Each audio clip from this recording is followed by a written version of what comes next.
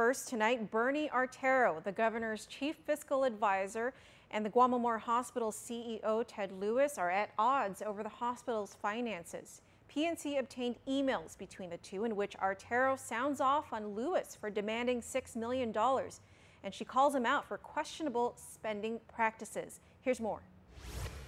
PNC received documents it requested based on a Freedom of Information Act request, and in it shows a bitter email exchange between Bernie Artero, Governor Calvo's chief fiscal advisor, and Ted Lewis, GMH's CEO. It started when Lewis first sent a memo to GMH CFO Benita Manglona and to Jin Infante with the accounting department on December 1st, in which Lewis tells them, quote, "The DOA and whoever makes the decisions on GMH payments need to send $6 million to us this week so that we can make payroll and keep our vendors with continued service."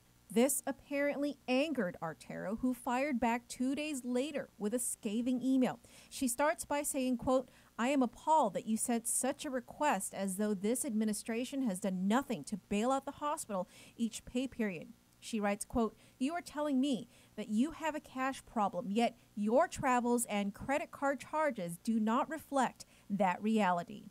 Artero continues on her tirade and lashes at Lewis for sending over charts that are, quote, "laughable."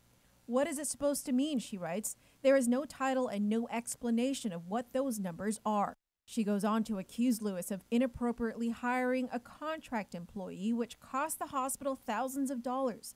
Quote, "It did not help that you brought a contract employee on board," she says, "housed him at the Hilton, and also rented a condo for him, only to find out that the hiring was done inappropriately, and GMH had to foot the bill for that error."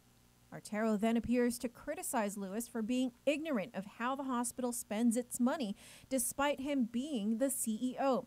"By the way," she says, "I can point out to you other instances where GMH spent funds that to me are inconsistent with GMH's fiscal reality, but then you are the CEO." She points out that Adelup would be able to help GMH with the $6 million request if the hospital paid the Department of Revenue and Taxation the $6 million it owed in withholding taxes that have not been paid. Lewis responded to Artero about 6 days later on December 9, where he starts off apologizing, but then conveys his own disappointment that Artero, quote, "failed to see the critical situation the hospital faced with its impending Joint Commission survey in July.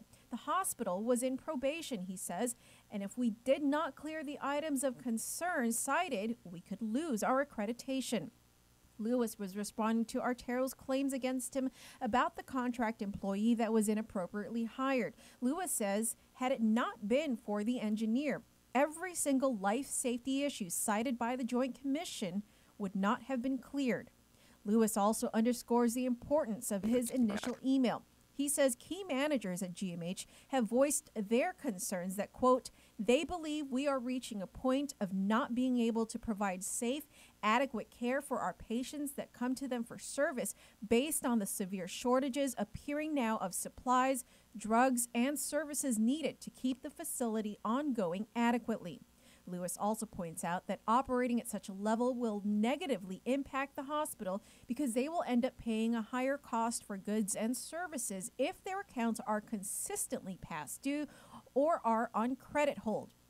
Quote, "This situation is real, and our ability to provide safe, effective care to our patients is in jeopardy due to the unmanageable level of our trade payables," he concludes.